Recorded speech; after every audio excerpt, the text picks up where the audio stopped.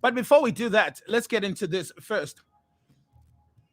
The parents of a school in Limpopo have allegedly expelled a grade 7 learner accused of bullying his fellow learners and even teachers. They say that the teenager was a troublemaker and was no longer welcome on school property. According to SABC News, the incident took place at John Marubini Primary School in Pipidi village outside Thohoyandou. The 17-year-old learner reportedly failed grade 7 and allegedly resorted to bullying learners and teachers and being disruptive. He demanded to be put over into grade 8, according to the report. The aggrieved parents of John Marubini said they did not want the learner at the school anymore because he was subsequently been banned from entering the school premises. The parents stressed that this expulsion was for the safety of the other learners.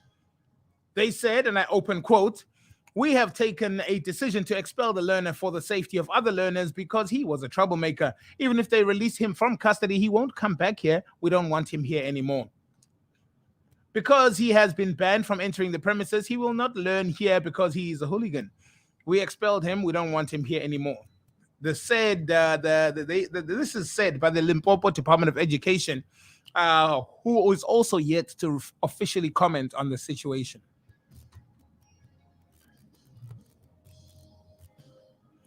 The Mpumalanga Department of Agriculture, Rural Development and Land Reform's chief financial officer has been fired for allegedly creating fake email in order to defame the Premier Refilwe Ntweni-Tsipane and the head of the department.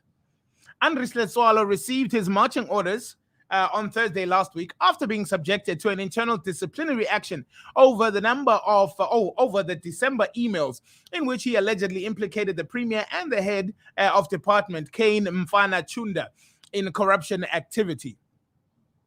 The letter also accused the Chunda of giving preferential treatment to tenders to his friends who are contractors in a project Elukwatini. Now, the author of the letter, which the Sowetan has seen further, accuses Chunda of diverting money meant for approved agricultural projects scattered across the province to other programs in the Chief Albert Luthuli municipality where he comes from, all this with the alleged support of the Premier. It said some of the projects were not even completed and that Chunda allegedly pocketed bribes from contractors. Department spokesperson Zanele Shabangu on Monday confirmed Letsoalo has been fired. The CFO was dismissed on account of misconduct in that he contravened the Information and Communications Technology Policy, to which he used unauthorized, anonymous, and pseudonymous addresses for electronic emails. He altered the content with an intention to deceive. He misrepresented and forged the identity of the sender. She said the disciplinary procedures were followed in the investigation, despite the HOD being a aggrieved party in the matter. The HOD gave him a hearing before serving him with the letter. The summary dismissal letter was personally handed to the CFO by the HOD after explaining its contents. In his dismal letter to Letsoalo, or dismissal letter to Letsoalo, Chunda wrote, "On the 29th of December, you as being a senior manager and CFO, concocted and disseminated a letter titled Looting in the Department of Agriculture from your group-wise email. In that letter, you made defamatory and unfounded allegations against the Premier and the HOD. Therefore, your conduct constitutes serious acts of misconduct and has breached the trust between yourself and the department. Groupwise is a new messaging platform which started operating in December 2020. Letsoalo could not be reached for comment as his cell phone rang unanswered. He also did not reply to text messages seeking comment. It's tough out there. Be careful. Be very careful. The report on a plane crash that claimed 3 lives 2 years ago and raises additional questions, and relatives of those who died in the crash are contemplating civil action against the SA Civil Aviation Authority.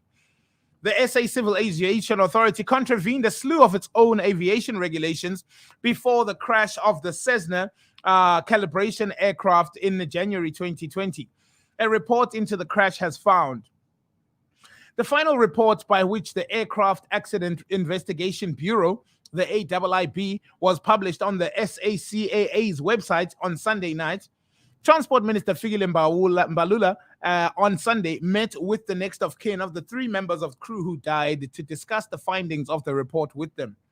The captain Thabiso Tolo, First Officer Tebogo Lekalaka, and Flight Inspector Gugu Comfort Mnguni were on board when the plane crashed into the Outeniqua Mountains near George. Lekalakala had a 4-year-old daughter at the time of her death. The most serious of the findings against the authority was that the aircraft was not maintained in accordance with the requirements of the annual inspections. The certificate of airworthiness was thus rendered invalid. The aircraft experienced 3 incidents before the fatal accident, during which an oil smell and smoke were detected in the cockpit. A faulty oil seal was diagnosed and replaced, but the oil smell and smoke were then again detected in the cockpit. The crew aborted a takeoff 2 months before the fatal crash. One of the engines, the aircraft's engines, was replaced, and a procedure that requires a full inspection by the SACAA's Flight Inspection Unit. However, the inspection did not take place. So the SACAA has grounded aircraft from South African Airways and other plane operators for similar contraventions. The aircraft took off from the airport at George in inclement weather and low clouds, January 2020, with Tolo Lekalakala and Mnguni on board to perform a calibration flight. The aircraft banked and rolled and pitched up and down before crashing into the peak of the Outeniqua Mountains at high speed. In aviation terms, the aircraft had an abnormal altitude. However, because the flight data recorder had not been downloaded for more than a year and there was no cockpit voice recorder, very little can be deduced about the abnormal flying altitude.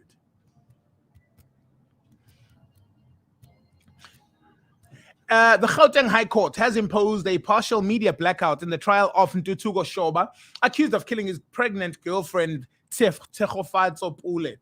While Shoba's lawyer, Norman Makubele, said his client had no issues with his case being followed by the press, he expressed concern at prejudice that may arise due to the proceedings being streamed in real time. He was concerned about witnesses having access to information arising in court before them taking the stand. Makubele said the presence of the media was shown to be disruptive after the state witness Mzikayise Malepane spoke to the media before proceedings. While prosecutor Fagre Mohammed earlier said that he had no objections to the media's coverage of the case, he told the court he would change his stance if live streaming of the proceedings would lead to Shoba having grounds to appeal whatever verdict is eventually handed down.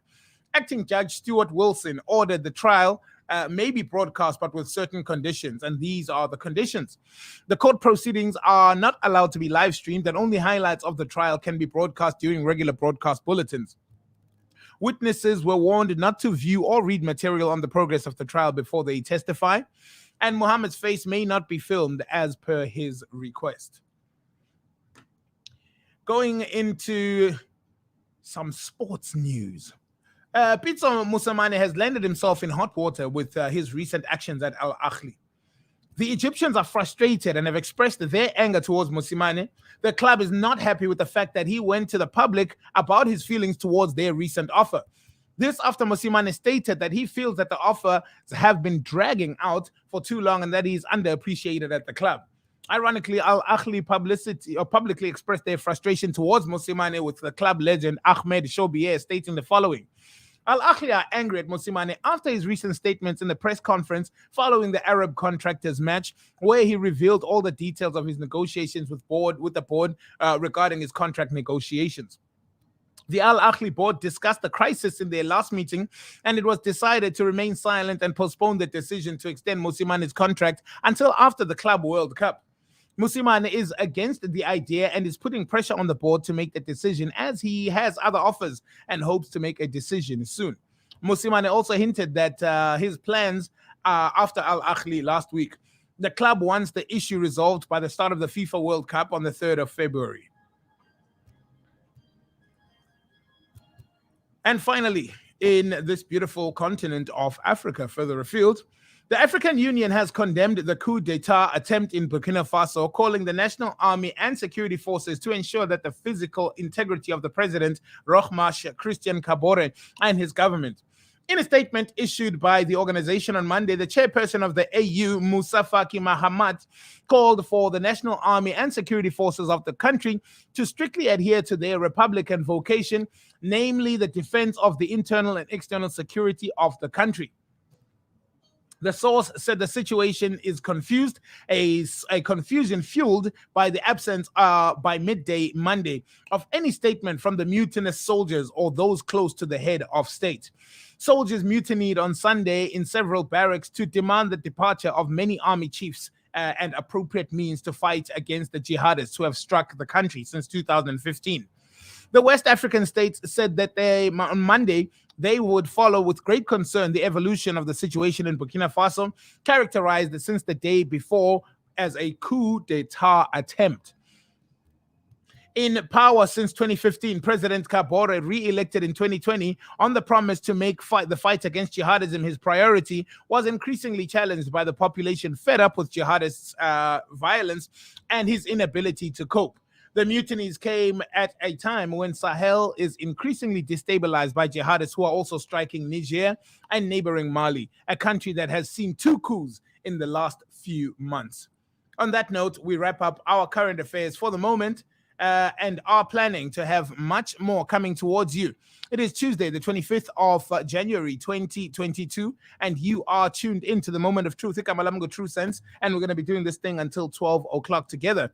25 minutes now before 10 a.m. Good morning. Ladies and gentlemen, let's see what all the... From the states of Africa, we've got you covered.